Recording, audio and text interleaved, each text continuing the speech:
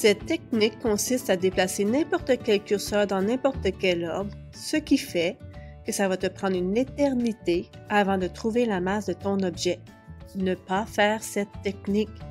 C'est long, mais c'est quoi la masse donc? Je commence à stresser, je finirai jamais mon laboratoire. Non, mais j'ai toujours pas trouvé la masse, c'est donc bien long cette affaire-là. Je comprends maintenant pourquoi on me dit pas prendre cette technique. C'est beaucoup trop long. Enfin! En tout cas, c'est pas une technique très rapide. La deuxième technique, elle est excellente. Cependant, je ne l'explique pas. Alors, je t'invite à aller visiter le site web de Alloprof pour pouvoir visionner leurs vidéos sur la balance à fléau. La troisième technique, c'est ma préférée, c'est celle que je vais t'expliquer dans cette vidéo. Je l'appelle la technique de pro. La première étape, t'assurer que le plateau de la balance soit bien propre.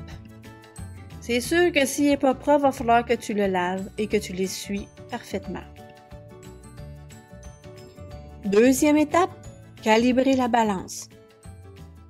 Je t'invite à aller voir la vidéo sur la calibration.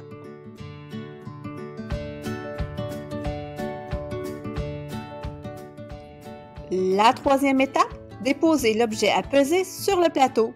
Et oui, j'ai pas le choix de le dire, parce qu'il y en a encore qui oublient de le faire. La quatrième étape, déplacer les curseurs selon la technique. Te souviens-tu ou as-tu déjà utilisé ces balançoires-là? C'est super le fun. Moi, je mettais mon petit frère de l'autre côté, vu qu'il était moins pesant que moi, il était coincé dans les airs, puis des fois, j'attendais qu'il chiale avant de pouvoir le faire redescendre. D'autres fois, moi puis mon ami, on s'assoyait dessus et comme on pesait la même chose, mais on pouvait être en équilibre super longtemps. Fait qu'on pouvait jaser sur les balançoires en équilibre comme ça. As-tu remarqué par contre que cette balançoire-là fonctionne de la même façon que la balance à fléau? Et que le but du jeu avec la balance est toujours le même, c'est de la rendre en équilibre comme moi avec mon ami. Et la technique de pro peut t'aider à aller vraiment rapidement pour trouver l'équilibre de la balance. Allons voir comment faire.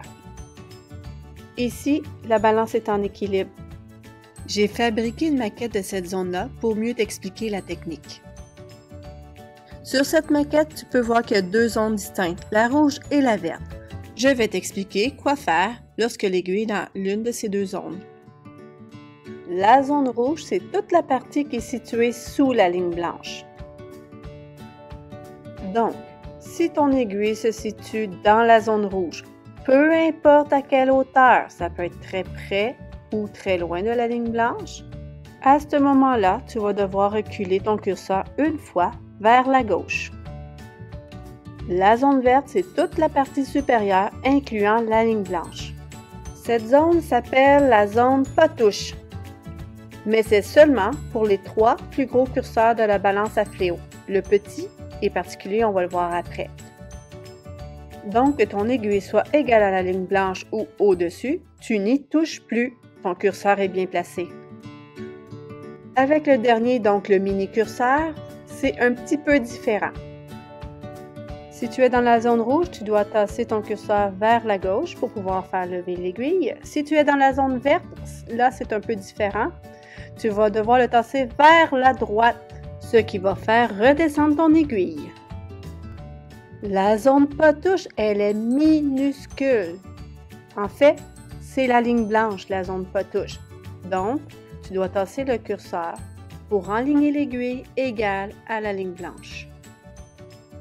Maintenant, l'ordre des curseurs est super important. Tu commences toujours du plus gros au plus petit. Le plus gros, c'est celui des centaines. Tu dois le tasser complètement vers la droite. L'aiguille est maintenant dans la zone rouge. Donc, qu'est-ce qu'on fait? On tasse une fois vers la gauche. L'aiguille est où? Dans le rouge. Encore vers la gauche. Ah, l'aiguille est dans la zone verte. Elle est dans la zone pas touche. Alors, pas touche au curseur. Il est bien positionné. Passons maintenant au deuxième curseur, celui des dizaines que tu vas placer complètement à la droite de son fléau. À chaque fois que tu vas voir que l'aiguille est dans la zone rouge, tu vas tasser le curseur une fois vers la gauche et assure-toi qu'elle soit bien placée dans chaque encoche. Tu T'en souviens, ce sont les petits V sur les fléaux. Le curseur des dizaines est bien placé. Maintenant, c'est le tour de celui des unités. Tu le recules une encoche à la fois jusqu'à temps que le curseur mette l'aiguille dans la zone verte. Pour le mini-curseur, mon truc, c'est de le placer à 0,5 et selon la position de l'aiguille, tu le tasses vers la gauche ou vers la droite pour le mettre égal à la ligne blanche dans la zone pas touche. Mon aiguille dans la zone pas touche, yeah!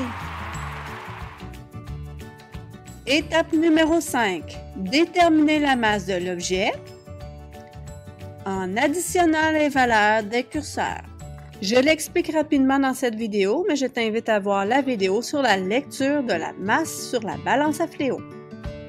Notez la valeur inscrite dans la fenêtre du curseur des centaines dans le tableau. Faire de même avec le curseur des dizaines et aussi celui des unités. Pour le mini-curseur qui représente les chiffres après la virgule, il n'y a pas de petite fenêtre, alors tu dois compter le nombre d'espaces à partir de 0. Ici, j'ai compté 20 espaces, alors le petit curseur représente 0,20 g. Il ne reste plus qu'à additionner chacun des curseurs pour obtenir la masse de notre objet. Sixième étape, noter la masse dans le tableau des résultats.